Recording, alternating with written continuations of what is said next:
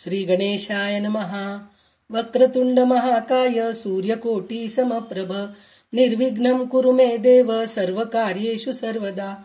सरस्वती नमस्तुभ्यं वरदे कामरूपिणी विद्यारंभं करिष्यामि सिद्धिर्भवतु मे सदा. गुरुर्ब्रह्मा गुरुर्विष्णू गुरुर्देवो महेश्वरा गुरुः साक्षात् परब्रह्म तस्मै श्री गुरवे नमः. ओम श्री कुलदेवताभ्यो नमः. ओम श्री मातृपितृभ्यो नमः. ओम श्री परमात्मने नमः. तर जवळजवळ 10 भागामध्ये आज 11वा भाग आहे. तर 10 भागांमध्ये भारतीताई लक्ष्मी शोभानेचं खूप सुंदर विवेचन केलेले आहेत. तर आज शेवटचे 15-16 पद आहेत. त्या 15-16 पदांचे आज अर्थ सांगून लक्ष्मी शोभाना संपन्न करणार आहेत. तर इतकं सुंदर अर्थ असू शकतं हे कधी म्हणजे वाचलं नव्हतं. फक्त लक्ष्मी शोभाने म्हणत होतो त्यामुळे कळत नव्हतं. पण जेव्हा अर्थ कळालं तेव्हा खरोखरच वाटलं की खरंच किती सुंदर आहे. आणि त्यातल्या त्यात भारतीताई खूप सुंदर विवेचन करून सांगितल्यामुळे त्या डोक्यातच भरलेलं आहे. तर आता आपण वेळ न घालवता आता उरलेले 15-16 पदांचे अर्थ विवेचन भारतीताईंच्या मुखाने ऐकूया आणि आज आपण समाप्तीचा सोहळा करूया. तर भारतीताई सुरू करा. श्री दिग्विजय रामो विजयते शांताकारं भुजगशयनं पद्मनाभं सुरेशं विश्वाधारं गगनसदृशं मेघवर्णं शुभांगं लक्ष्मीकान्तं कमलनयनं योगिविद्यायगंगं वन्दे विष्णु भवभयहरणं सर्वलोकैकनाथनं. ओम शुक्लांबरधरं विष्णुं शशिवर्णं चतुर्भुजं प्रसन्नवदनं ध्यायेत् सर्वविघ्नोपशान्ते. श्रीमत्सौभाग्यजननी सौम्ये लक्ष्मीं सनातनीं सर्वकामफलापेक्षै साधनैकसुखावहम्. तपो विद्या विरक्त्यादि सद्गुणाघाकरानं वादिराज गुरुन् वन्दे ಹೈಗ್ರೀವ ಪದಾಶ್ರಯಂ. ವಾದಿರಾಜ ತೀರ್ಥರಿಗೆ ನಿಮಗೆ ಅನಂತ ನಮನಗಳು. ನಿಮಗೆ ಸುಪ್ರಭಾತವಾಗಲಿ. श्री हयवदन प्रसन्न. आज आपण लक्ष्मी शोभानाच्या 92च्या पदापासून अर्थ बघायला सुरू करूया. अत्तेरेनिपे गंगे यमुने सरस्वती भारती मोदलाद सुरस्त्रियರು ಮೂರ್ತಿ ನಕ್ಷತ್ರೆಯನ್ನು ಶೋಭಾನುವೆನುತ ಮೂರ್ತಿಯೊಳಗೆ ತಳೆದರು ಶೋಭಾನೆ. म्हणजे श्रीहरी सासू म्हणून घेणाऱ्या गंगा यमुना सरस्वती भारती इत्यादी देवता स्त्रियांनी आपल्या प्रिय जावयाचे मंगल हो असे म्हणत मोत्यांच्या अक्षता घातल्या. समुद्राची मुलगी लक्ष्मी देवी आहे. तिचे लग्न श्रीहरीस ते लग्न होत आहे. मग त्याच्या पत्नी गंगा यमुना सरस्वती भारती या त्याच्या सासू म्हणून घेतात. प्रत्यक्षात हा सासवा नव्हे, कारण श्रीहरीला प्राकृतिक शरीर नाहीच. तो प्राकृतपणे जन्मले नाही. म्हणून वादिराज स्वामींनी सासू असलेल्या न म्हणता म्हणवणाऱ्या अत्यर्ग म्हणजे अत्ययनिप सासू म्हणून घेणाऱ्या असा शब्द प्रयोग केला आहे. भारती देवी ही वायुदेवाची पत्नी आपल्या मुख्यत्व असे माहीत आहे. परंतु गंगा यमुना सरस्वती भारती या नद्याबरोबर तिचे नाव घेतले. हे एक नदीचेच नाव आहे. भारती सुप्रयोगच कावेरी मुर्मुरा तथा ऐसा नदयस्तु कृष्णा नाम मातलो या प्रकृती. भारती सुप्रयोग कावेरी मुर्मुरा या नद्यांनी अग्नींना जन्म दिला. इथे भारती नदीचे नाव येते. ही एक अप्रसिद्ध नदी आहे. याला महाभारतात सुद्धा प्रमाण आहे. यांना नद्याभिमुख देवता स्त्रिया असं म्हणतात. नदीच्या तारतम्यानुसार गंगा सर्वोत्तम, त्यानंतर क्रमाने गोदावरी कृष्णा कावेरी येतात. स्वामी पुष्करणी चंद्र पुष्करणी आणि मानस सरोवर कृष्णे समान आहेत. सरस्वती नदी कावेरी समान आहे. नंतर शरयू नदी आहे आणि नंतर सिंधू नर्मदा भवनशिनी कुमेद्वती शेवटी ताम्रपर्णी भीमरती मलाप्रहारी इत्यादी नद्या येतात. अशीच भारती एक नदीच आहे. शोभान वेणूचा म्हणजे लक्ष्मी शोभान हे पद नाही तर चांगले हो, शुभ हो, मंगल हो असे स्तोत्र म्हणत यांनी सगळ्यांनी मंगल कथा गीतबद्ध करून गायली. रुक्मिणीच्या विजयातली शोभान पद असणारी मंगल कथा आहे. गीत असे गीत गायले असा अर्थ करावा. आरती करताना मुलाकडून 2 आणि मुलीकडून 2 स्त्रिया पाहिजेत. म्हणून गंगा, यमुना, सरस्वती, भारती या 4 स्त्रिया घेतल्या आहेत. पुढे जीवनात त्यांचं सामरस्य असावे म्हणून. आता मोत्याच्या अक्षता घातल्या असे म्हटले म्हणजे मोती पांढरे असतात आणि अक्षता लाल हे कसे, तर अक्षता हा लालच असावे. परंतु मोती नेहमी पांढराच असत असा नियम नाही. मोती पांढऱ्या, लाल, पिवळा, निळा या रंगातही असतात.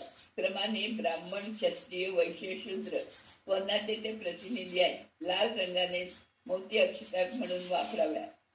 अशा प्रकारे सूर्य सूक्त सारख्या वैदिक मंत्राने, लक्ष्मी शोभान सारख्या लौकिक मंत्राने अभिमंत्रित मंत्राक्षता समंगली स्त्रियांनी वधूवरांना घालाव्यात. रत्नदार्तिके सुक्त मुत्तने तुम्ही मुत्तेरेला धवलद मुत्तेरेला धवलद पदव पाडुतलेती दरे श्रीवर्गे. म्हणजे सर्व सुवासिनी स्त्रियांनी मिळून नवरत्न खचित सोन्याच्या आरतीच्या ताबणात मोत्यांनी भरून धवल रागाने पदगात लक्ष्मीनारायणची आरती केली. अक्षता घातल्यावर आता आरती सासू म्हणणाऱ्या चौघींनी आरतीचे तामण धरले.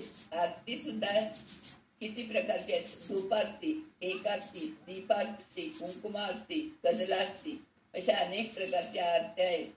इथे सुवासिनींनी स्त्रियांनी सोन्याच्या नवरत्न खचित मोत्यांनी भरलेल्या ताम्हणाने आरती केली आहे.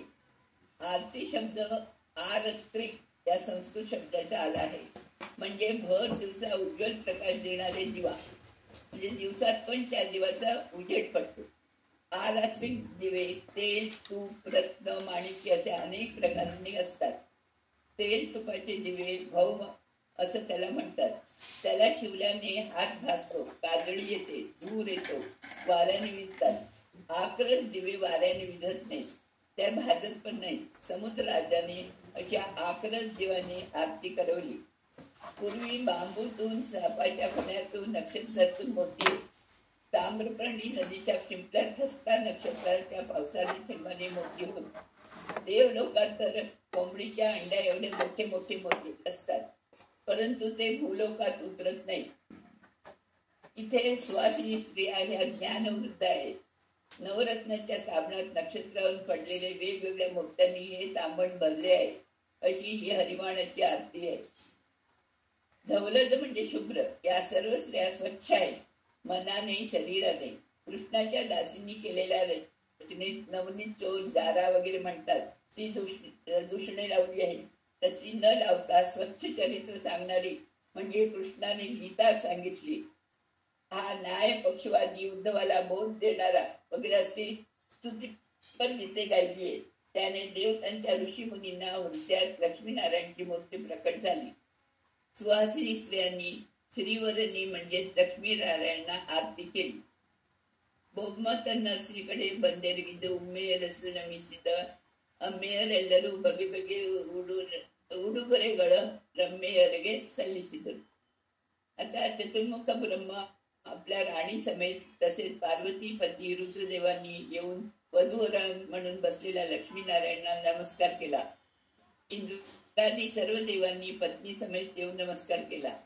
शेवटी सर्वांनी रमादेवीच्या पती नारायणाला वेगवेगळ्या प्रकारचे आहेर दिले. मागच्या दोन्ही पदात आरक्षता विषयी सांगितले. दुसऱ्या दिवशी मंगळसूत्र बांधल्यावर त्यानंतर सप्तपदी शास्त्र, अरुंधती दर्शन, लाजा होम, फुलांनी चेंडू करून खेळ, उठणे, शेवटी आहेराचा कार्यक्रम. मंगळसूत्र बांधल्यावर अरुंधती दर्शन वधूने मौनव्रत धारण करावे. लाजा होमात आहुती देण्याचा अधिकार वराला लाजा होमानंतरच येतो. देवपूजेनंतर वैश्वदेवाचा अधिकार सुद्धा लग्नानंतरच येतो. परंतु संस्कार करून आर्य मिश्रित आहुती घातली की दाम्पत्य प्रेम मिळते. सकल पुरुषार्थासाठी प्रजापती अग्नी आहुती घालून वधूवराचे पाणी ग्रहण करतो. उभे राहून वधूला हात धरून सांगते, माझ्या जीवनाच्या सौभाग्यासाठी मी तुझे पाणी ग्रहण केले आहे. माझ्याबरोबर चिरकाल राहून तू वार्धक्य मिळवपर्यंत तुझ्या सहाय्याने मी गृहस्थ धर्म पाळावा म्हणून भग, अर्थना, सौरुची, पुरंद्री या देवतांनी तुला मला दिली आहे.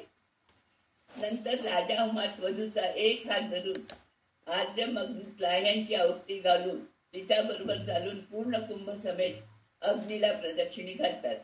तेव्हा तिला सांगावे, मी राग आहे, तू ताल आहेस, मी भूमी आहे, तू आकाश आहे. आपण दोघांनी विवाह करून एक होऊया, संतती प्राप्त करूया, परस्पर प्रेमात 100 वर्षे जगूया. यालाच परिणय असे म्हणतात. म्हणजे वधू बरोबर अशी अग्नी प्रदक्षिणा करणे विवाह म्हणजे नवरा बायकोने प्रेमाने एकरूप होणे आहे. प्रदक्षिणा झाल्यावर अग्नीच्या उत्तरेकडे एके शिलावर वधूला उभी करावी आणि तिला, तू तुझे मन शिलेप्रमाणे घट्ट कर. माझ्या जीवनात समस्या आल्या असता तुझे मन घट्ट असू दे, तुझे शरीर घट्ट असू दे असे सांगून अशी वर्ण अग्नी पुष्पाग्नीला आहुती द्यावी. नंतर 7 तांदळाच्या राशी कराव्यात. त्यांना सप्तपदी म्हणतात. ही 7 पावले म्हणजे अन्न, बल, संपत्ती, प्रणय, सुख, संतती, अनुकूल ऋतू, सख्य या 7 अभिष्टासाठी असतात. उजवा पाय आधी ठेवून नंतर डावा पाय तांदळाच्या राशीवर ठेवावा. अशी 7 पावले वधूवरांनी एकत्र चालायची. अन्नामुळे दैहिक आणि मानसिक मनोबल दोन्ही येते, बल येते. मेल्यावर सुद्धा अन्न लागते. पुढचे जीवन चालवायला संपत्ती हवी. दाम्पत्य जीवनात प्रणय सुख हवे. संचार जीवन यात्रा विवाहानंतर सुरू होतो. नवरा बायकोला उत्तम संतती देतो. त्यासाठी तिने ऋतुमती व्हायला लागते. शेवटी दोघेही मित्र होतात. नंतर अरुंधती दर्शन जी वशिष्ठांची बायको आहे, कपिल परमार्थाची धाकटी बहीण आणि कदर्माने देवहूतीची मुलगी आहे. अरुंधती बरोबर ध्रुव, सप्तर्षी तसेच शक्रादी दर्शन करावे म्हणजे अरुंधती दर्शन होते. ही अरुंधती पूर्वजन्माची अक्षमला म्हणून हीन जातीची असते. तिथे वशिष्ठांचे लग्न झालेले असते. कन्यादानानंतर मुलीकडच्या पुरोहिताला काम होते तेव्हा सूरसूक्त म्हणत स्वतः होमात ब्रह्माचे काम देखरेख करावी. वधूने मांगल्य बांधल्यावर मौन धारण केलेले अरुंधती दर्शन नंतर सोडावे. असा विवाहाचा हा 4 दिवस सोहळा संपला. आता आहेराचा कार्यक्रम सुरू. नववधूवरांना नवीन संसार करणारा अनुकूल होण्यासाठी गृहोपयोगी द्रव्य, आभरण, बंधुमित्र देतात. सभाजन आशीर्वाद देऊन निघून जातात. इथे आहेर दिले आहेत, परंतु वधूवरांना आशीर्वाद नाही तर स्वतः नमस्कार करून त्याच्याकडूनच आशीर्वाद घेऊन जात आहेत. चतुर्मुख ब्रह्म सर्वप्रथम जाऊन साष्टांग नमस्कार घालतो, शरण जातो. त्याने जरा सुद्धा विचार केला नाही, कारण हा ऋदुगण आहे. उमापती रुद्रांनी पण विमर्शा करतो, पण आहेर देऊन आशीर्वाद करून घेतो, नमस्कार करतो. मोठ्या असलेल्या ब्रह्माने नमस्कार केला तर आपले काय असं म्हणून तो नमस्कार करतो. इतर देव मनातून नमस्कार करतात, आहेर देतात, अक्षता घालतात. यात तारतम्य दाखवून दिले. सत्यलोकद भौम कौस्तुभ रत्नविनित मुक्तासुर रुमुदिंद मुक्तीन कंठीसर मुख्य प्राणनित मस्तकद माणिक्य शिवनित. सत्यलोकाधिपती चतुर्मुख ब्रह्माने श्रीहरीस कौस्तुभ मणी आहेर दिला. मुक्त देवतागणांनी आनंदाने कंठी, मुख्य प्राणाने देवाने हार दिला. रुद्र देवाने डोक्यावरचा मणी दिला. कौस्तुभ मणीस ब्रह्मदेव अभिमानी आहे, तर चुडामणीस मुख्य प्राणदेव अभिमानी आहे. ब्रह्मदेवाने कौस्तुभ मणी दिला समुद्रात उद्भवलेला. हा मणी ब्रह्मदेवाने दुसरे शरीर आहे. या कौस्तुभावर त्याला विशेष अभिमान आहे. आपल्या शरीरावर आत्मापेक्षा जास्त म्हणून भगवंतास त्याने त्याचाच आहेर म्हणून दिला. हा क्षीरसागरातून उद्भवला. कौस्तुभ पद्मरागान मणी भगवंताने त्याला आपल्या छातीवर धारण केले. कौस्तुभ आणि लक्ष्मी देवी ही दोन रत्ने भगवंताने अपेक्षली होती. लाल रंगाचा कौस्तुभ मणी दैदिप्यमान कोटी चंद्र सूर्याच्या कांतीप्रमाणे होता. कौस्तुभ म्हणजे समुद्र, त्याच्यातून जन्मलेला हा कौस्तुभ आहे. हा विष्णूला चौके आहे. मुक्तासुर म्हणजे बाकीचे सगळे गण, त्यांनी त्याला कंठी दिली. मुख्य प्राणांनी म्हणजे वायुदेवानी त्यांना मुक्तासुरांनी मोत्यांची कंठी दिली. शिवाने मस्तकमणी दिला. मस्तकमणी परत अश्वत्थामा म्हणून रुद्राने जन्म घेतला तेव्हा त्यांची मस्तकावर जन्मातच त्याच्या डोक्यातून श्रीहरीने धारण केला. शंकराने मुख्य प्राणदेवाने दिलेला चूडामणी दिला. त्यात ही चूक नाही, कारण हे हनुमंत रूपातच आपण त्यांना भूलोकी पूजले. मग त्यांनी तो शंकराकडून आहेर दिला. यात मागे सांगितल्याप्रमाणे मुलाने पूजा केल्यास त्याचे पुण्य मुलगा आणि पिता दोघांना मिळते. रुद्रदेव मुख्य प्राणाचे शिष्य या नात्याने रुद्राने आहेर दिल्याने मुख्य प्राण आणि शंकर दोघांना मिळाले आणि त्यांना पर्वत आहेर देवाने केला. दुसरा अर्जुन एक अर्थ. मोत्यांची कंठी मुक्तासुर हार मुख्य प्राण असे घेतला तर हार कोणाचा? तर वैजंतीमाला आहे तो हार. त्यात मोती, माणिक्य, हिरे, भोळे अशी अनेक रत्ने होऊन त्यात तुळशी पेरावी. ही माला मुख्य प्राणाने दिली. तिचा तो जेव्हा हनुमंत झाला तेव्हा श्रीरामाने मणिमंजरी म्हणून त्याला परत दिले. त्याला अजून एक अर्थ असाही होतो की मुक्त ब्रह्माने हे श्रीनिवासाच्या छातीवर हार होऊन बसले. श्रीहरीच्या वक्षस्थळावर मोत्याची होऊन बसले. प्रत्येक मुक्त ब्रह्माचा एक मोती. अशा प्रकारे ब्रह्माने कौस्तुभ, मुख्य प्राण, वैजंतीमाला, चूडामणी या सर्वांना मुक्त ब्रह्म असाही एक क्रम केला. ब्रह्म वायू विलीन आहेत असाच मुक्त सुरपणे अनुभवणारे आहे. आपण आपल्याला भगवंता समर्पण करावे. हे आध्यात्मिक आणि लौकिक दुसऱ्यांनी दिलेली वस्तू परत आपल्याला या पदाच्या आवृत्तीने मिळते. तन्नर्सी कुड सविनुडी नडिದಾಗ तन्नालदरिग ಕೊಡೆದಂತೆ पन्नी प्रतिष्ठेय माई अवनियोळिद्द तन्ना होती तसुरडिगे शोभाने. स्वतःच्या राणीबरोबर प्रेमाच्या चार गोष्टी बोलत असता आपल्या मुखात असणारा अग्नी खराब किंवा बिघडू नये म्हणून श्रीहरीने अग्नीची प्रतिष्ठापना करून त्या अग्नीत स्वतः प्रवेश केला आणि स्वतःला दिलेली आहुती इतर देवतांना दिली. श्रीहरीचे बोलणे म्हणजे अमृताप्रमाणे शांत रूपे असल्याने त्याच्या तोंडात असणारा अग्नी बिघडणार नाही काय, कारण अग्नीचा स्वभावच धम्म करणारे, जाळणारे आहे. श्रीहरीचे बोल अमृतमयी, त्याच्या संपर्काने अग्नी शांत होणार. त्यामुळे अग्नीला तोंडात ठेवून त्याला बोलता येणार नाही. यासाठी अग्नीला बाहेर काढून त्याने प्रतिष्ठापना केली. बाहेर सर्वत्र पाणीच होते, कारण श्रीहरी सध्या सासऱ्याच्या घरी समुद्रामध्येच आहे. नंतर विवाहाला आलेल्या पाक सिद्ध व्हायला पाहिजे, त्यामुळे अचिंत्य अद्भुत शक्तीने त्याला स्थिर ठेवले. मागच्या पदामध्ये आहेरचा कार्यक्रम सांगितला. याचा अर्थ अग्नी प्रतिष्ठा करून पाणी ग्रहण, होम, लाजा होम, आहेर, नंतर उपासना होम, गृहप्रवेश होम, हे सर्व होम श्रीहरीने केले. हे संक्षिप्तपणे सांगितले, कारण नारायण यज्ञपुरुष आहे, तरी स्वतः होमाकडून देवतांना आहुती देत आहे.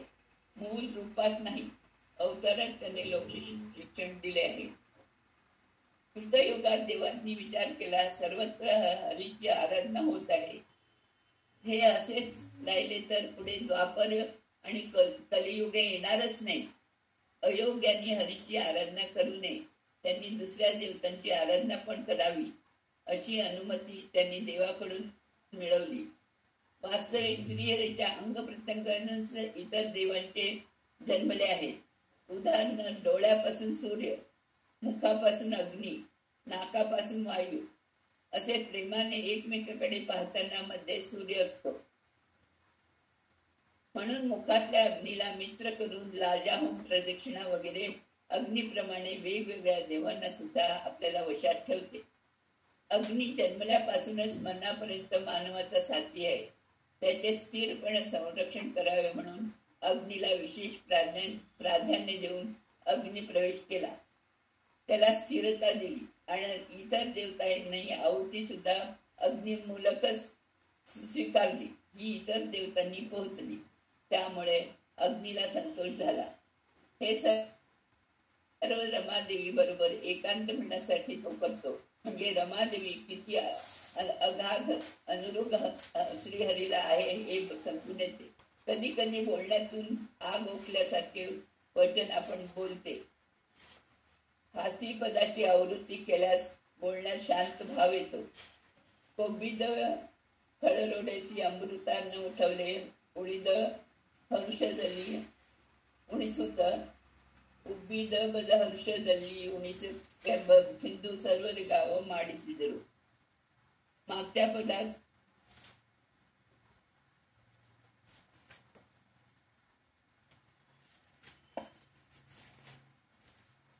उपासना, गृह प्रवेश, होम वगैरे आले.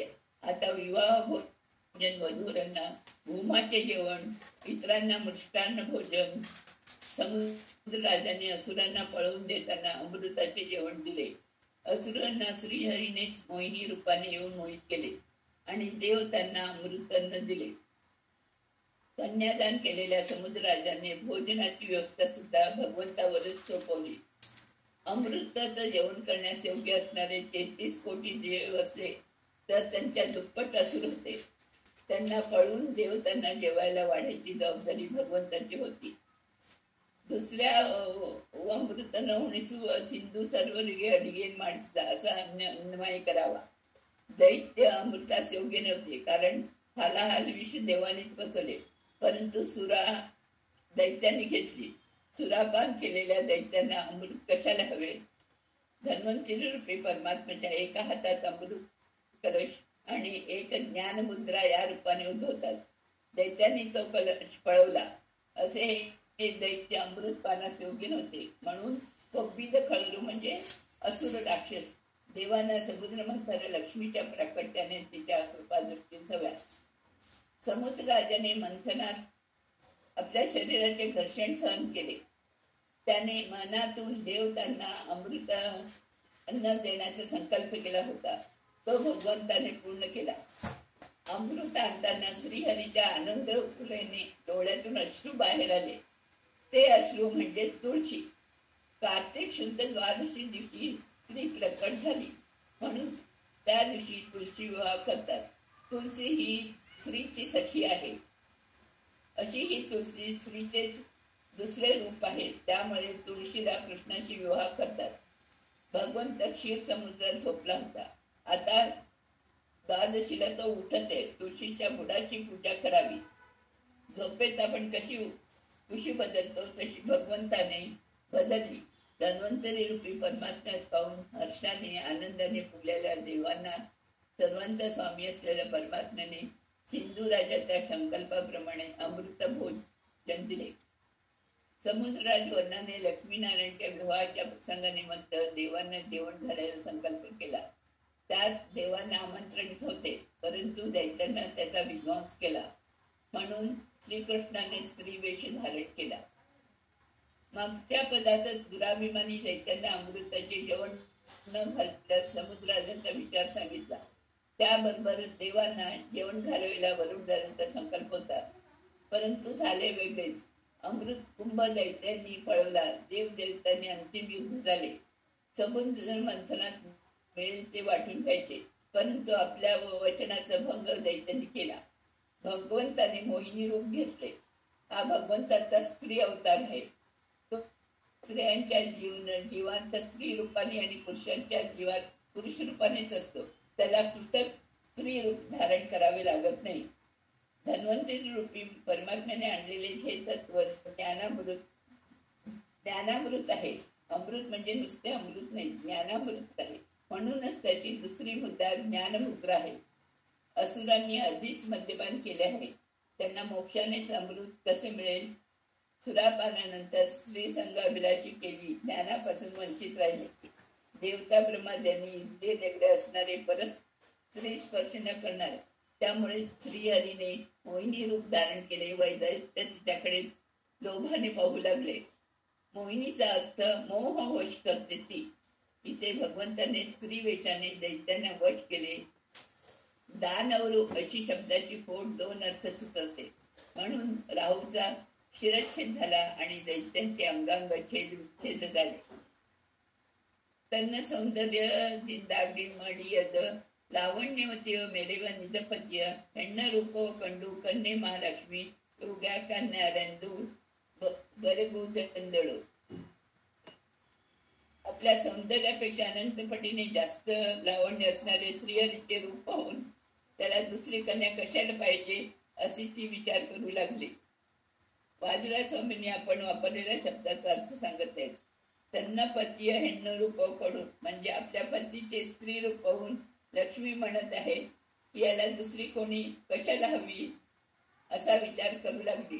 सामान्य बाहेरून स्त्री वेश घातला तरी पुरुषी आवाज जात नाही. भगवंताचे तसे नाही. तो आतून बाहेरून स्त्री पुरुषच रूप घेतो. संसारात नवरा बायको सुंदर असली तर उगाच मिरवतो, हुशारकी मारतो. लक्ष्मीचे सौंदर्य सरस्वती भारती अप्सरा स्त्रियांच्या पेक्षा अनंत पटीने जास्त असताना ते भगवंतांचे अनंताचे अनंतपट जास्त सुंदर पाहून विचार करू लागले. बायकोपासून नवऱ्याला सुख मिळते, मग आता याला काय पाहिजे असे ती उदासीन झाली असं असतं नाही. तरी आश्चर्यचकित वाटून तिने त्याला सांगितले. त्यामुळे त्यांचे परस्पर प्रणय सुखात काही कमी नाही. भगवंताला लक्ष्मीवरच्या प्रेमाने तिच्या तारुण्याचा ऱ्हास होऊ नये म्हणून स्वतःच्या अंगातूनच सर्व मुलांना त्याने जन्म दिला. संसारात आपल्यापेक्षा सुंदर व्यक्ती पुढे असताना आपल्याला असूया अथवा न्यूनता न येण्यासाठी ही पदाची आवृत्ती करावी. लावण्य हरिय स्त्री वेशके भाऊते मरळूने मावर सुदेय क्रमदिंद बहिसी तन्न सेवक सुरगणे पा. भगवंताचे लावण्यमय रूप पाहून सुरसुंदरी मोहित झाल्या. अशा रमापती माधवाने स्त्री वेशात तारतम्यानुसार आपला सेवक असणाऱ्या देवतांना अमृत वाढले. महालक्ष्मी विचार करू लागली आणि आश्चर्यचकित झाली. परंतु बाकीच्या स्त्रियांना मोहित झाल्या. म्हणून 1600 अग्निपुत्रांनी तपश्चर्या करून कृष्णा अवतार आम्हाला स्त्री रूप दे म्हणून तपश्चर्या केली. याचा ह्या गोपिका स्त्रिया त्या लक्ष्मीच्या मागे जाऊ लागल्या. तेव्हा तिने तुम्ही पंक्तीत बसा म्हणून सांगितले आणि त्यांना पण अमृतपान दिले. सेवक सुरगे उपळसा. द्रौपदीला अभ्यंगस्नान घालणाऱ्या दासींना सुद्धा आपण पुरुष असायला पाहिजे असे वाटत होते. सेवक सुररिग उणशीला म्हणजे लक्ष्मीपती नारायणाने सुरजनांना अमृत पाजले. हे हरिपाद सेवा करणारे असल्याने देवावर विश्वास ठेवले. त्यांना प्रेमनिंद उणशीला म्हणजे अगदी प्रेमाने त्यांना जेवायला घातले. ज्याला जेवढे पचेल तेवढेच वाढावे हे वाढणाऱ्यांचे कौशल्य आहे. आपल्या मोक्षात सुद्धा तारतम्य सांगितले. मोक्षातला आनंदही प्रत्येकाला वेगळा आहे. प्रत्येकाच्या शक्तीनुसार त्याच्या योग्यतेनुसार आणि ज्ञानामृत रूपी मोक्षदान रूपी अमृत पाजले. कारण प्रत्येक जीवाची साधना तप अनुष्ठा वेगळी असते. त्यानुसार त्याला मोक्ष आणि मोक्ष आनंद वेगळा आहे. श्रीनिवास कल्याणात ताट घालायचे काम रुद्रदेवाने दिले होते. ते त्याने तारतम्यानुसार घातले होते. श्रीहरी नागन मेळेता मलगिदाग आगले जगव जतनदी आगले जगव जतनदी धरसिंद नाग बलिय निपसिद. श्रीहरी रमेशोबत शेजावर झोपला असताना जगाला तूच विशेष प्रयत्नपूर्वक सांभाळून ठेव म्हणून नागबली केला. लग्नाच्या 4थ्या दिवशी हा कार्यक्रम करतात. नाग म्हणजे श्रेष्ठ, ग म्हणजे ज्याला चलन नाही असे त्याला गती देते. हत्तीला सुद्धा नाग म्हणतात. नुसते तांदळाला पाणी घालून चुलीवर ठेवल्याने भात होत नाही. खाली अग्नी पेटवा लागतो तेव्हा त्यांना चलनमलन होऊन भात शिजते. नागबली म्हणजे काय? लग्नाच्या 4थ्या दिवशी हा कार्यक्रम करतात. इतके दिवस श्रीहरी एकटाच शेषावर झोपला होता. आता लक्ष्मीदेवी पण येणार आहे. तेव्हा तो नाग त्याला सांगतो, तू तुझे दुसरे रूप हे जगाला धारण ठेव. आम्हाला दोघांना प्रशस्त जागा होईल आणि तुला पण बल आणि सगळं मिळेल. त्यासाठी आपल्या अंश वापरावर श्रीहरीने हत्तीला तुझी जगवत नदी जगाला सांभाळून उचल अशी आज्ञा केली. शेषापेक्षा तुम्ही दुर्बल आहात, त्यामुळे सांभाळून जगाला पेला असा आदेश दिला. त्याचा विधी असा आहे, रात्री रांगोळीने मानस सरोवर काढून त्यात तांदळाचे हंस आणि कमळ काढावे.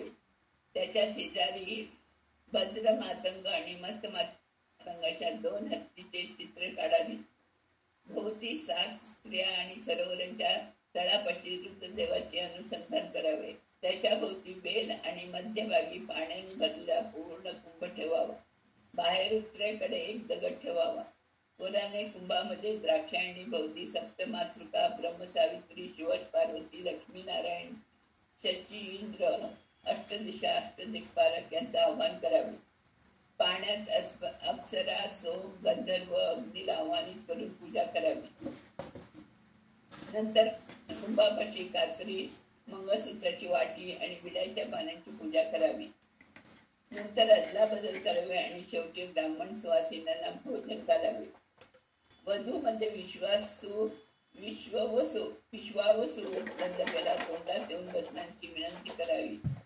त्याने ही चांगले सुश्राव्यामधून बोलले.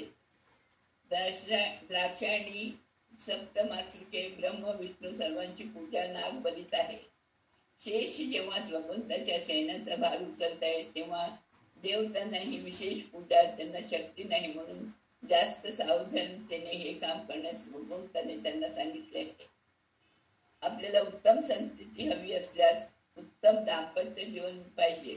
नवरा बायकोने चांगले बोलले तरच मुलगा चांगले बोलतात. त्यासाठी लक्ष्मीनारायण सारखे मिळून राहून उत्तम संतती प्राप्त होते. मनात उत्साह स्फूर्ती असते. शुद्धेयकडे व नवरत्न मालेय मुदलिंद वारेची विधिगित चतुरहार वायुदेवर गीत वधुवीन कलेय शिवगीत. समुद्रराजाने आनंदाने तहान भूक वगैरे घालवणारा नवरत्नाचा हार ब्रह्मदेवाला दिला. चतुर असल्याने वायुदेवाने तसाच हार दिला आणि शंकराला चंद्राची एक कला दिली. लग्न कार्य संपून जाणाऱ्या अतिथींना त्यांनी दिलेल्या आहेरच पूरक असा कर जाहीर करायचा आहे. वादिराजे स्वामींनी पण हे दाखवून दिले. ब्रह्मदैवाने समुद्र मंथनात निघालेला कस्तुमणी आपल्याकडे जेव्हा जेवला होता तेव्हा श्रीकृष्णाला लग्नात आहेर म्हणून दिला. त्याला योग्य असाच परत आहेर म्हणून समुद्रराजाने क्षुधातृषान होणारा एक नवरत्नाचा हार ब्रह्मदेवाला दिला. हा हार पुढे एका श्वेतकेतू राजाकडून श्री रामचंद्राला अगस्त्य ऋषीकडून घालायला लावले. त्यामुळे श्वेतकेतू राजाची भूक शमली. ही गोष्ट मागच्या वेळेला विस्ताराने सांगितले. वरुण राजाला चतुर म्हटले कारण तारतम्य माहीत आहे. ब्रह्म वायू एकाच कक्षातले वायुदेवाने वैजंती हार दिला. त्यामुळे त्याला सुद्धा सारखाच हार पडत आहे. दोघांची एकच कक्षा असली तरी पदवी प्रयुक्त ब्रह्मदेव जरावर आहे. ब्रह्मदेवाने स्वतःला बांधून घेते. त्या सुंदरकांड रामायणात हा प्रमाणे प्रमेयादी सर्व मूळ ग्रंथांचा हार रचून वायुदेवाने श्रीहरीस अर्पण केला. ब्रह्मदेवाने पूर्वकल्पात तसे केले आहे. रुद्रदेवाने मस्तकात धारण करणारी चूडामणी म्हणून दैवाने त्याला डोळ्यावर धारण करण्यास चंद्राची एखादी कला दिली. रुद्राला चंद्राची अपेक्षा होती कारण समुद्र मंथनात निघालेल्या हलाहल विषयाचा अल्प भाग शंकराने प्राचीन केल्यामुळे त्याला ताप डोकेदुखी वगैरे. तेव्हा देवाने त्याच्या गळ्यात साप शिखेत चंद्र आणि मस्तकावर सतत अभिषेक सांगितला. चंद्राला 16 कला आहेत. पक्षाच्या दिवसात 15 म्हणून त्यातील एक कला उचलून वरुणाने चंद्राला दिली. चंद्राच्या 15 कलांची नावे अशी आहेत: अमृता, मानंदा, उषा, पुष्टी, तुष्टी, रती, धृती, शशिनी, चंद्रिका, कांती, ज्योत्स्ना, श्री, प्रीती, अंगदा आणि पूर्णामृता. अशा प्रकारे वरुण राजाला कुठे किती पाऊस पडावा ही माहिती आहे. तसेच त्यांनी आहेर हा विचार करून दिला. चक्र मधला दिक्पाल रिगे सोडीज चौदंत गजंगळ उभीज मंजली कोट्ट वरुण मृद मंगळ आयुष्य व बेळसिंदा. वरुण राजाने इंद्रादी अष्टदिक्पालांना पण 4 दात असलेले मधभरीत हत्ती अत्यंत आनंदाने दिले आणि त्यांना वधूवरांचे आयुष्य वाढव असा आशीर्वाद द्या म्हणून सांगितले.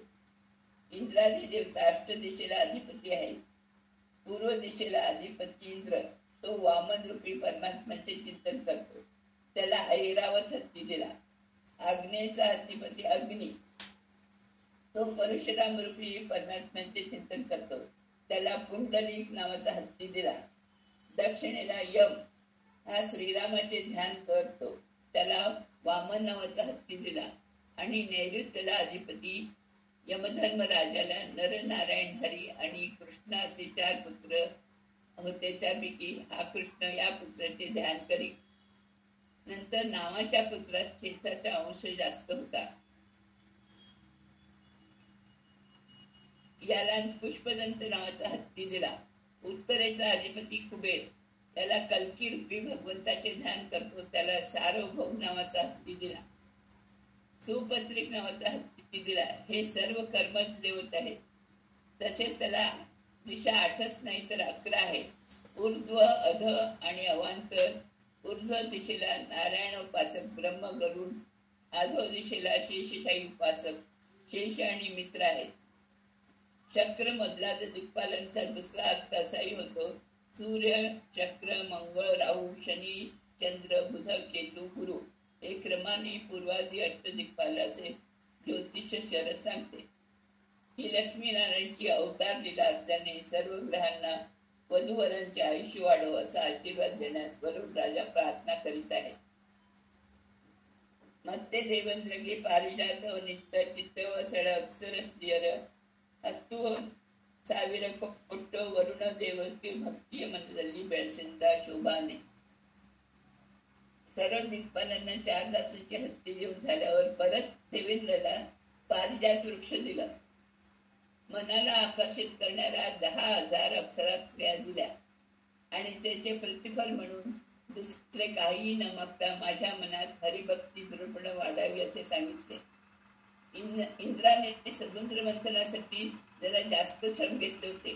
स्वतः बलिराजाकडे जाऊन समुद्र मंथनाच्या कार्यक्रमाची विनंती केली होते. त्यामुळे वरुण राजाने त्याला पारिजात वृक्ष आणि 10,000 अप्सरा स्त्रिया दिला.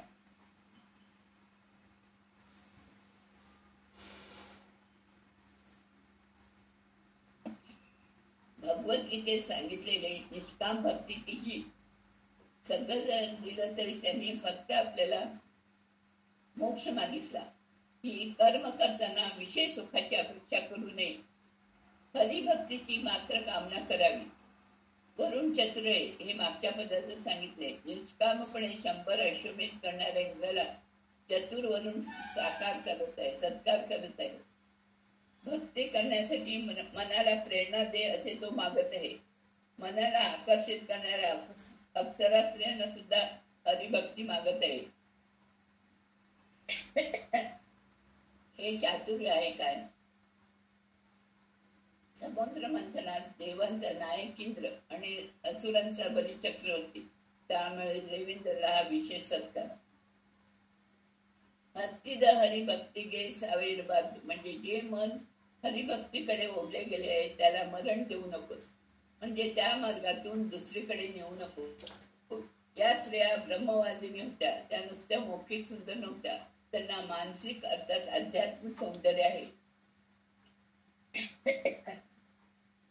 या भगवंताविषयी उपन्यास सांगतात. त्यांना मेधाशक्ती आहे, म्हणून प्रलय काळ सुद्धा त्यांचे भगवंताविषयीचे ज्ञान नाहीसे होत नाही. पारिजात वृक्षाची महिमा अशी आहे: आंधळा त्या वृक्षाच्या छायेत गेला तर त्याला दिव्य चक्षु मिळतात. रोगी त्याच्या सान्निध्यात निरोगी होतो. हरिभक्तीसाठी दिव्य चक्षु आणि निरोगी आयुष्य फार महत्वाचे आहे. इंद्र मनोभिमानी देव आहे. देव पूजेस बसताना इंद्रियाभिमानी देवांचे स्मरण करावे. इंद्र आणि स्कंदाला हरिभक्ती मागावी. इंद्रिय निग्रह करतो आहे, त्याचे उदाहरण म्हणजे अर्जुनाला उरुचीने कितीही प्रचोदन केले तरी तो तिला भाळला नाही. चित्त सडवे म्हणजे मन देवाकडे आकर्षित करण्यासाठी वर्णाने त्याला आसरा अशा स्त्रिया दिल्या. वरुणाने अप्सरा, गंधर्व, ऐरावत, उच्चैश्रवा, धन्वंतरी, पारिजात, कामधेनू या सर्व क्षीरसमुद्रातून उद्भवलेल्या वस्तू दिल्या आणि त्या बदल्यात हरिभक्तीच मागितली. ಪೊಳೆವ ನವರತ್ನದ ರಾಶಿಯ ತೆಗೆದು ಉಳಿದ ಅಮರರಿಗೆ ಸಲ್ಲಿಸಿದ ಸಮುದ್ರ ಕಳುಹಿಸಿದವರ ಮನೆಗಳಿವೆ. समुद्र राज्याचे अजून जे काही देव उरले होते त्यांना चमकणाऱ्या नवरत्नाच्या राशी काढून दिल्या. शेवटी सर्वांना त्यांच्या घरी नेऊन दिल्या. समुद्र राज्याचे दुसरे नाव रत्नाकर आहे. त्याच्याकडे नवरत्ना व्यतिरिक्त अनेक रत्ने आहेत. मुख्य देवांचे झाल्यावर अनेक बाकीचे देव राहिले होते. त्यांना त्यांच्या योग्यतेनुसार आयुधे, आभरणे वगैरे दिली. नवरत्नामध्ये माणिक्य, मरकत, पुष्कराज, नील, गोमेधिक, वैढूर्य, हिरा आणि पोळे येतात. देवी जगातले सगळेच वेगवेगळे त्या जातीचे रत्न असतात. उदाहरण देवीमध्ये महालक्ष्मी, स्त्री जातीतील रत्न, व्रतामध्ये एकादशी, नक्षत्रात चंद्र, देवतामध्ये रुद्र, झाडामध्ये तुळशी, वृक्षामध्ये अश्वत्थ, दासामध्ये पुरंदरदास, ऋषीमध्ये वेदव्यास. ही सर्व एक प्रकारचे रत्नेच आहेत. आयुष्यामध्ये इंद्राला वज्रायुध, अग्नीला शक्त्यासुर, यमाला दंड, निरवृत्तीला खड्ग, स्वतःला पाठ ठेवून घेतला. समुद्रातून उद्भवलेली 14 रत्ने लक्ष्मी, कौस्तुभ, पारिजात, सुरा, धन्वंतरी, चंद्र, कामधेनू, ऐरावत, अप्सरा, उच्चैश्रवा, हलाहल, शांडू, पांचजन्य, अमृत. हलाहल विषाला एक रत्नच म्हटलंय कारण विषामध्ये महाभयंकर विषय, त्याच्याबरोबर कलीला योग्य असणारी अलक्ष्मी उद्भवली म्हणून हलाहल आणि अलक्ष्मी मिळून एक रत्न. कामधेनू बरोबर असंख्य गायी उद्भवल्या. ऐरावत बरोबर सर्व दिशा, चारंग धनुष बरोबर सर्व देवांची आयुधे, पांचजन्य बरोबर सर्व आभरणे. ही चतुर्दशी रत्न सुद्धा नवरत्नाचेच. समुद्र राजाने ढिगाने सर्व देवतांना म्हणजे गंधर्व, सिद्ध, साध्य, यक्ष, राक्षसांना भरभरून दान दिला. लक्ष्मीनारायणचा विवाह सात्विकांना एक मोठा सोहळा आहे. उन्नत नवरत्न वाद अरमने चन्ने मगळी रवी ऋषी तन्न आळगे ಸ್ಥಿರವಾ मी गडी माडी ಕೊಟ್ಟ ಇನ್ನೊಂದು कडेಯಲ್ಲಿ ಇಡದಂತೆ. समुद्र राजा वर्णाने श्रेष्ठ अशा नवरत्नाची आभूषित वास्तुशिल्पाप्रमाणे शास्त्रोक्त तसे उत्तम माल त्याला जावायसाठी बांधून दिला. आपल्या मुलीला दुसरीकडे न ठेवण्यासाठी स्थिरपणे बांधून दिला. उत्तम मुलगी, चन्ने मंगळे म्हणजे उत्तम मुलगी. तिला नवरात्राचे मनोगत काय हे समजून त्याच्या मनाप्रमाणे घर बांधायला घेतलं. म्हणजे नियमानुसार वास्तुशिल्पींना विचारून ईशान्य देवघर, आग्नेय स्वयंपाकघर, उत्तरेकडे द्वार वगैरे असे शास्त्रोक्त घर बांधले. आपल्या जावयास दुसरीकडे न जाण्यासारखे वरुण राजाने केले. मनरूपी घर सुद्धा मधोमताने भद्र केल्यास भगवंत त्या करून सांडून जात नाही असे आध्यात्मिक मार्ग करावा. ಹೈವದನತನ ಪ್ರೇಳಾರ್ಧ ಲಕ್ಷ್ಮಿಗೆ ಜೈವಿತ ಕ್ಷೀರಾಂ ಮುದಲಿ श्रीकृष्ण देवजी नम्मेಲ್ಲರ सलहली. म्हणजे हैवदन रूपी श्रीकृष्णाच्या आपल्या प्रिय लक्ष्मी समेत क्षीर समुद्रामध्ये जय जयकार करणाऱ्या आम्हा सर्वांचे रक्षण करो. वादिराज स्वामीच्या कृतीचे अंकित हैवदन आहे. हयग्रीवाच्या भक्तांना शब्दाची संपत्ती लाभते. हयग्रीव पुरी ज्ञान कर्मासाठीच अवतरले. वेदव्यास, कपिल, दत्तात्रय अवतार ज्ञानावतारच आहेत. ज्ञान कार्यास अडचण आणणाऱ्या मधु कैठब दैत्यांना त्यांनी मारले. घोड्याला संस्कृत मध्ये हय असे म्हणतात, म्हणजे अश्व. जोराने धावणारे प्राणी म्हणजे घोडा. शरीराच्या धावण्यापेक्षा मनाच्या धावण्याचा वेग जास्त असतो. ज्ञानाच्या शर्यतीत वादिराज स्वामींना वेग अद्वितीय असल्याने त्यांचे हैवदन हे अंकित योग्यच आहे. ब्रह्मांड सृष्टीपेक्षा जीवाच्या सृष्टीची जी यादी ब्रह्मदेव जेव्हा जन्माला येतो तेव्हा हैग्रीव रूपाने सर्व वेद ब्रह्मदेवास हैग्रीव रूपी परमात्म्यानेच शिकवले. पुढे ब्रह्मांडाची सृष्टी झाल्यावर नाभी कमलात ब्रह्मदेव जमल्यावर मधु कैटभांनी वेदाचे अपहरण केले तेव्हा पण हैग्रीव अवतार झाला. हैग्रीव असं मारण्यास तिसऱ्यांदा परत हैग्रीव अवतार झाला. ब्रह्मदेव सत्र यज्ञ करीत असतात त्याची आहुती घेण्यास परत हैग्रीव अवतार झाला. अशी अनेक वेळा हैग्रीव मूर्ती अवतरली. चंद्रमंडलात हैवदन चारी हातात शंख, अक्षरमाळा, पुस्तक आणि ज्ञानवस्त्र धारण करून प्रणासनात बसला आहे. वेदमाता गायत्री देवीचे स्त्री रूपाने हैग्रीव देव आहे. कुठल्याही रूपात असताना त्या स्त्रीवत्स लांछन असेल असा तो लक्ष्मी समेतच असतो. महालक्ष्मीत अजित नामक परमात्म्यामुळे जयकाराचे बळ मिळाले. सकल जगाला माता म्हणणारी लक्ष्मी देवी जयशाली असली तरी दुर्वासच्या शापाला गौरव देऊन थोड्या वेळासाठी आडोशाला गेली. वाजल्या स्वामीने हैवदनतज्ञ प्रळयाला लक्ष्मी देवीत असे म्हटलंय. स्त्री ह्याचे उपास भेद नाही. त्या अर्थी अजित नामक परमात्मा, विक्रम राय आणि जयशाली हैवदन सर्व एकत्र आहेत.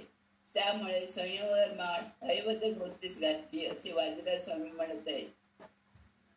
स्वरमण भगवंताने रमेला आपल्या वृक्षस्थलावर उपने घेतले तसेच तिथे घर केले. त्यावरून तो तिच्यावर केवढे प्रेम करतो हे सिद्ध होते. ही पदव माडिद वादी राजेंद्र मुनिगे श्रीपती आद हैवदन तापव कळेदू तन्न श्रीचरण सर्व मने समीपद बिट्टू सलहले. या पदाची रचना करणाऱ्या वाजराज स्वामींना लक्ष्मी देवीचा पती हैवदन यांचे कष्ट दूर करून स्वतःच्या चरणाजवळ ठेवून रक्षण करो. कवी आपल्या कृतीत फल देण्यासाठी प्रार्थना करीत आहे. वाजराज स्वामींना हैवदन रूपाचे दर्शन झाले आहे. प्रत्यक्ष हैवदन रूपी परमात्मा त्यांच्या पाठीमागे संचार करीत असतो. असा या परमात्म्याने त्यांचे त्रिविधापासून रक्षण करून आपल्या चरणाजवळ ठेवून घेतले आहे. असेच पुढे ते रक्षण करो अशी प्रार्थना इथे ते करत आहेत. नुसतं तापत्र्यापासून रक्षण करायचे नाही तर मोक्ष सुद्धा दे असा इथे अभिप्राय आहे. श्रीचरण समीपचा अर्थ मोक्ष दे असाच करावा. म्हणजे पाद समीप असा अर्थ होतो. मागच्या पदामध्ये सारूप्य, सालोक्य, सामिप्य आणि सामुज्य मोक्ष यांच्याविषयी सगळे सांगितलेच आहे. वैकुंठादी लोकातले सालोक्य वगैरेची मागे चर्चा केली आहे. वृक्षस्थान स्थान मिळवलेली महालक्ष्मी भगवंताच्या पायाजवळ बसून त्याची सेवा करते. त्या श्रीचरणाजवळच आपल्याला सेवा करण्याचे भाग्य वाजराज स्वामी मागत आहेत. इंतु स्वप्नादली कोंडाळी कोंड लक्ष्मी कांतन कंचनेंचव संतर मेलीन वादिराजेंद्र मुली पंथजी पडे व परिवली असे वाजराज स्वामींनी आपल्या स्वप्नात भगवंताची स्तुती केलेले हे पद आहे. अशा लक्ष्मीकांताच्या मुलाचे सज्जनांनी मान्य केलेली ही काव्य रचना आहे. वाजराज स्वामींनी हे स्वप्नामध्ये भगवंताला स्तुतीपर केलेली रचना आहे. स्वप्नामध्ये थेरी जागेपणी प्रॅक्टिकल त्याने जागे झाल्यावर जसेच्या तसे ही रचना मागितली. हे स्वप्नपद्य आहे. लक्ष्मी शोभान हे अद्भुत स्वप्नातले पद आहे. हे स्वतः वाजराज स्वामींनी सांगितले. सर्पदंशाने मेलेल्या वराला जिवंत करण्यासाठी केलेली कृती स्वप्नामध्ये भगवंताने स्वतःची स्तुती स्वतः केली आणि ती वाजराज स्वामींनी लोकांना उपदेश केली. कधीही शास्त्रमार्ग ते सोडत नाही म्हणजे योग्य मार्गावर सांगितले. पंथजी म्हणजे स्पर्धेमध्ये सांगितलेले नाही तर हरी सर्वस्वत्व स्थापन करायच्या कृतीमध्ये हे पद आहे. हे अलौकिक दिव्य असे काव्य आहे. संतर मिलिंद म्हणजे ब्रह्म वायू ऋषीमुनींनी मान्यता दिलेले हे पद आहे. असे संतर पदमध्ये पद आहे. मध्वाचार्यांच्या मताला हरी सर्वस्वत्व स्थापन करणारे हे पद आहे.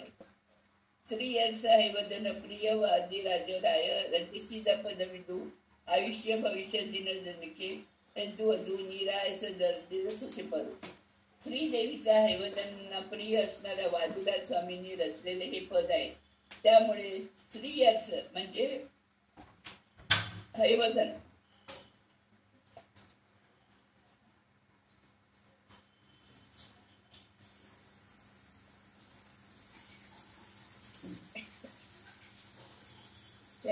ऐकणाऱ्यांना म्हणणाऱ्यांना आयुष्य, आरोग्य, भविष्य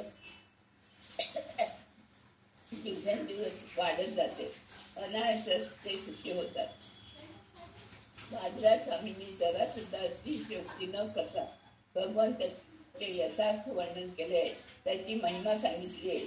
त्याला संकल्पच असा होता की सांगितलेले आयुधन प्रिय वाटावे. त्यामुळे श्रीहरीच्या गुणांचे ते वर्णन त्यांनी केले आहे. ते सर्व 100% सत्य आहे. आज बाजीराजांनी वास्तव क्रमेणात युक्तिपूर्वक समर्थन करून निसंदिग्धपणे इथे वर्णन केले आहे. त्यामुळे हे काव्य ब्रह्मसूत्राप्रमाणे मान्य शास्त्रात म्हणावं लागेल. सर्पदंशाने मेलेल्याचा सुद्धा पुन्हा आयुष्यदार म्हणून मिळाला आहे.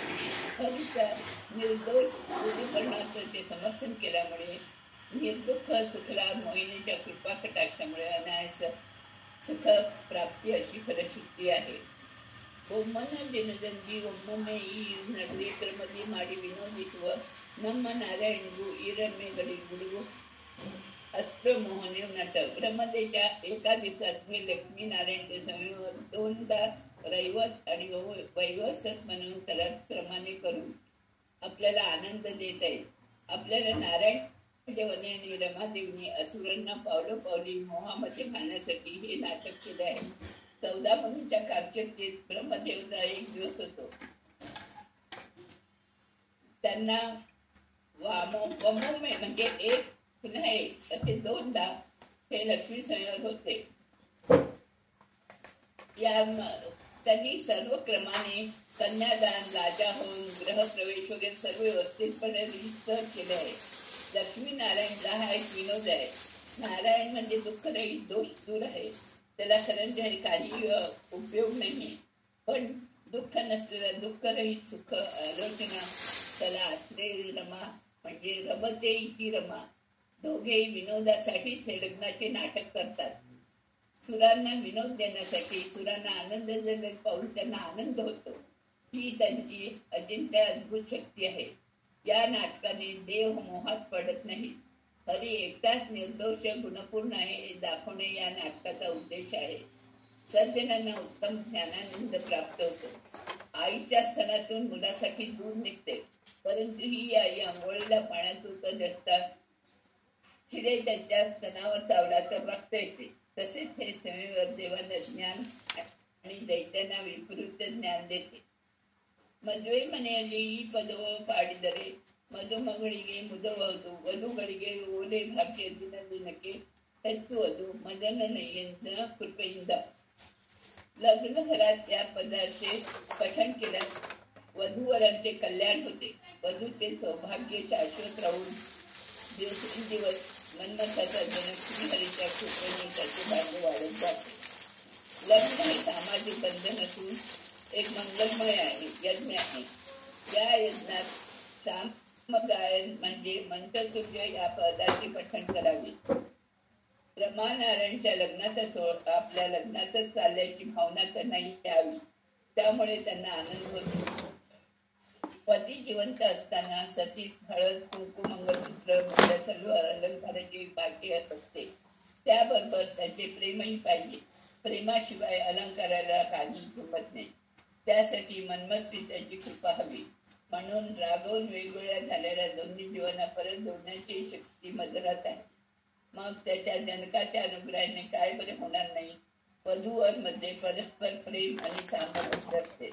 लक्ष्मी शोभन काव्याचे पहिले कडवे लक्ष्मी नारायण चरणकी शरणंबे असे आहे. तिथे पहिला शब्द लक्ष्मी असा आहे. इथे पण शेवटच्या कडव्यात द कार आहे. ती आहे ना मदन कृपेंद. द म्हणजे देणारी लक्ष्मी असं आहे. म्हणजे लक्ष्मीच्या कृपेने सकल संपत्ती सौभाग्य देणारे काव्य हे लक्ष्मी शोभाने तुम्हा सर्वांना लक्ष्मी द देणारी होणं हो ही देवापुढे करणारी इच्छा आहे. श्रीकृष्ण अर्पण नमस्ते.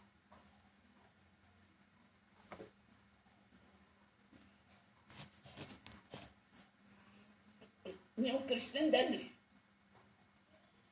ಅಡುಗಿನೊಳಗಿಂದ ಬಂದ ಒಟ್ನೆ ಮೊದಲು ಹಾ ರುಕ್ಮಿಣಿ ರಮಣನಿಗೆ ಮಾಡಿದಳು ಉರುಟಾಣೆ ಇಳೆಯೋಳು ಅತಿ ಜಾಣೆ ಸುಂದರ ಫಣಿವೇಣಿ ಮಚ್ಚ ಕಚ್ಚಪ ಕಿರಣ ಕೇಸರಿಯಂದದಿ ಮುಖಗೆ ಸ್ವಚ್ಛ ಮುಖವ ತೋರೈ ನಿನಗೆ ಕುಂಕುಮ ಹಚ್ಚುವೆನು ಬಲಿಯ ದಾನವ ಬೇಡಿ ಇಳಿಯ ಈರಡಿ ಮಾಡಿ ಅಳೆದ ಅಡಿಗಡ ತೋರೈ ನಿನಗೆ ಅರಿಶಿಣ ಹಚ್ಚುವೆನು ದುರುಳ ಕ್ಷತ್ರಿಯರ ಕೊರಳ ತಂದ ಹರಿಗೆ ಹರುಷದಿ ಕೊರಳ ತೋರೈ ನಿನಗೆ ಗಂಧವ ಹಚ್ಚುವೆನು ದಶರಥನಲ್ಲಿ ಜನಿಸಿ ದಶಮುಖನ ಸಂಹರಿಸಿ ಶಶಿಮುಖಿಯ ತಂದವು ನಿನಗೆ ಕುಸುಮವ ಮುಡಿಸುವೆನು 16,000 ಸುರತ್ತೇರಾರ್ದವನಿಗೆ ಪದುಮಾಕರವ ತೋರೈ ನಿನಗೆ ವಿಳ್ಳೆವ ಕೊಡುವೇನು ವಸನರಹಿತನಾಗಿ ವಸುದೇಯ ಸಿಲುಕಿದನೆ ಬಿಸಜನಾಭನೆ ನಿನಗೆ ನಾ ವಸನವ ಹೊದಿಸುವೆನು ವರತುರಗವನ್ನೇರಿ ಕಲಿಯ ಸಂಹರಿಸಿದಿ ಶ್ರೀ ಹಯವದನ ನಿನಗೆ ನಾ ಆರತಿ ಎತ್ತುವೆನು ರುಕ್ಮಿಣಿ ರಮಣನಿಗೆ ಮಾಡಿದಳು ಉರುಟಾಣೆ ಎಳೆಯೋಳು ಅತಿ ಜಾಣೆ ಸುಂದರ ಫಣಿವೇಣಿ ಸುಂದರ ಫಣಿವೇಣಿ ಅಡಗಿನೊಳಗಿಂದ ಬಂದ ಕಡುಮುದ್ದು ಶ್ರೀಕೃಷ್ಣ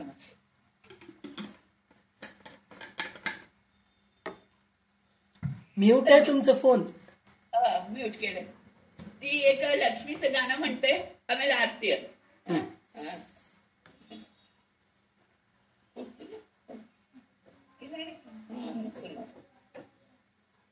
जय कोल्हापुर निलये भज दिष्टे तव विलये तव पादोदक कलये रत्नरचित वलये जय जय सागर जाते कुल करुणामय भीते जगदम्बां हृदयाते जीवित तव पूते जय जय सागर सदना जय कांत्याचित मदना जय दुष्टांकगदना कुलदयना सुररमणीरतचरणे सुमना संकटारणे सुस्वरंजितवीणे सुंदर निजकिरणे भजदुन्दीवर सोमा भवमुख्यामरका वयमुदिरामा वन्दिकमुनिभीमा कुङ्कुमरञ्जितपाले कुञ्जरबान्धवलोले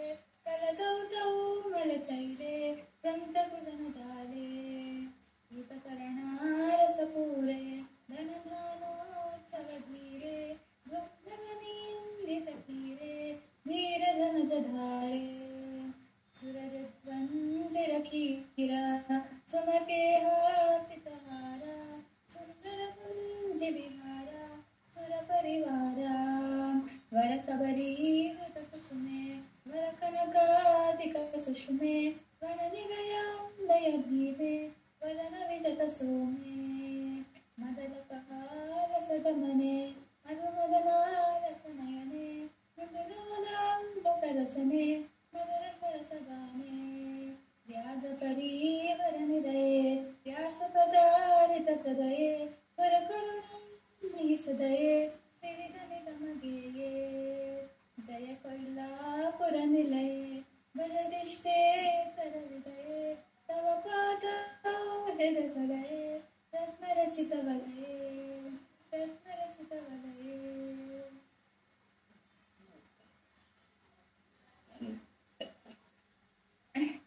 छान छान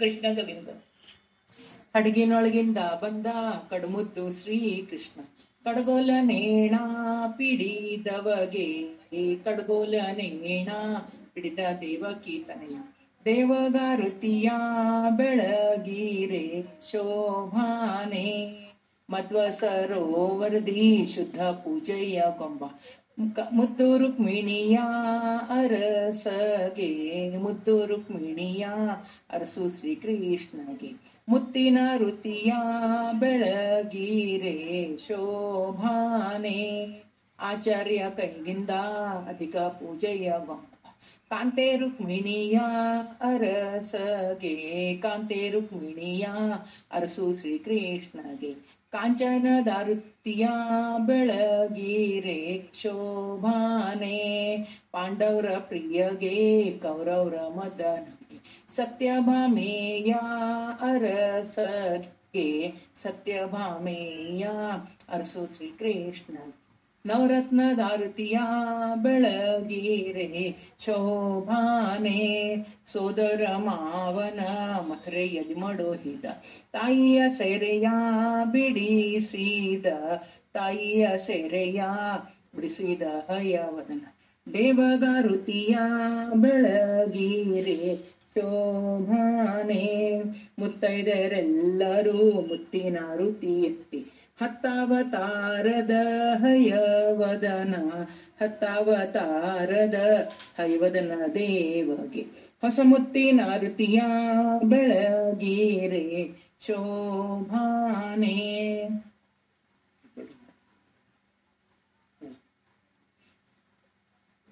ಆರತಿ ಬೆಳಗಿರಿ ನಾರಿಯರು ಬೆಗಾದಿ ಕೊಲ್ಲಾಪುರದ ಮಹಾಲಕ್ಷ್ಮಿಗೆ ಆಡುತ್ತ ಪಾಡುತ್ತ ಜಾಣಿಹರೆಲ್ಲರೂ ಆದಿನಾರಾಯಣ ಪ್ರಿಯಳಿಸಿವೆ. ಆರತಿ ಬೆಳಗಿರಿ ನಾರಿಯರು ಬೆಗ ಆದಿ ಕೊಲ್ಲಾಪುರದ ಮಹಾಲಕ್ಷ್ಮಿಗೆ ಪಿಲ್ಲೆ ಕಲುಂಗುರುಳ್ಳು ಜಯ ನೀಡುತ್ತ ಉಲ್ಲಾಸದಿಂದ ನೀ ನಡುವೆ ಗುಡ್ಯಾಣ ಪುಲ್ಲನಾಭನ ಪ್ರಿಯಳಿಸಿವೆ. ಆರತಿ ಬೆಳಗಿರಿ ನಾರಿಯರು ಬೆಗ ಆದಿ ಕೊಲ್ಲಾಪುರದ ಮಹಾಲಕ್ಷ್ಮಿಗೆ ಜರದ ಪೀತಾಂಬರ ನಿರೆಗೆ ಗಲನೆಯುತ್ತ ಜಗಿ ಜಗಿಸುತ್ತ ಹೊಳೆಯುತ್ತಲೇ ಕಟ್ಟ ಕಂಚಕೆಯ ತೊಡೆ ಬೆಟ್ಟವೆ ಕೋಬನ ಮಡದೀಗಿನಿಗೆ. ಆರತಿ ಬೆಳಗಿರಿ ನಾರಿಯರು ಬೆಗ ಆದಿ ಕೊಲ್ಲಾಪುರದ ಮಹಾಲಕ್ಷ್ಮಿಗೆ ಚೌರಿ ರಗುಟೆ ಕೊಟ್ಟೆ ಹೆರಳು ಗುಂಬಾರಗುಡೆ ಬಾಗಿಗಳು ಹೊಳೆಯುತ್ತಲೇ ಸಡಗರದಿಂದಲೇ ಕುಡಿಯ ಕುಂಕುಮ ಹಚ್ಚಿ ಒಡೆಯವೆ ಕೋಬನ ಮಡದಿಗೆ. ಆರತಿ ಬೆಳಗಿರಿ ನಾರಿಯರು ಬೆಗ ಆದಿ ಕೊಲ್ಲಾಪುರದ ಮಹಾಲಕ್ಷ್ಮಿಗೆ ಆಡುತ್ತ ಪಾಡುತ್ತ ಜಾಣಿಯರೆಲ್ಲರೂ ಆದಿನಾರಾಯಣ ಪ್ರಿಯಳಿಗೆ. ಆರತಿ ಬೆಳಗಿರಿ ನಾರಿಯರು ಬೆಗ ಆದಿ ಕೊಲ್ಲಾಪುರದ ಮಹಾಲಕ್ಷ್ಮಿಗೆ. ಹರೇ ಶ್ರೀನಿವಾಸ ಕೃಷ್ಣಾರ್ಪಣ. हरे श्रीनिवासा श्रीकृष्णार्पणमस्तु. तर आज आपलं लक्ष्मी शोभानेचं पूर्ण अर्थ संपन्न झालेला आहे. तर खूप छान वाटतंय. तर श्रावण मासात समाप्ती झाली आहे, तर ते अजून खूप आनंद वाटतंय. आणि दुसरी गोष्ट, आता आपण नवरात्रात लक्ष्मी शोभाने सगळे मिळून म्हणू शकतो, कारण अर्थ कळाल्यामुळे अजून त्याची गोडी वाढलेली आहे. तर आपण आता नवरात्रापर्यंत अजून छान शिकूया आणि आपण नवरात्रात म्हणायला सुरुवात करूया. आणि आज आपण इथेच थांबूया, कारण भारतीताईंनी खूप सुंदर विवेचन केलेलं आहे, तर ते आपल्याला ऐकायला मिळालं. असेच उत्तरोत्तर पुष्कळ काय म्हणतात स्तोत्र म्हणा किंवा श्लोक म्हणा त्यांच्याकडून आपल्याला ऐकायला मिळू दे. कारण आपल्याला कन्नड साहित्य माहीत नाहीत. शंकराचार्यांचे माहीत आहेत, मराठीचे तर भरपूर माहीत आहेत, पण कन्नड साहित्य माहीत नसल्यामुळे भारतीताई आणि आशाताईकडून आपल्याला थोड्याशा गोष्टी कळत असल्यामुळे त्या साहित्याचं सुद्धा आपल्याला गोडी लागलेला आहे. तर आज आपण इथेच थांबूया आणि पुढे अजून सगळ्यांकडून बऱ्याचशा गोष्टी आपल्याला शिकायच्या आहेत आणि ऐकायच्या आहेत. तर आज आपण इथेच थांबूया.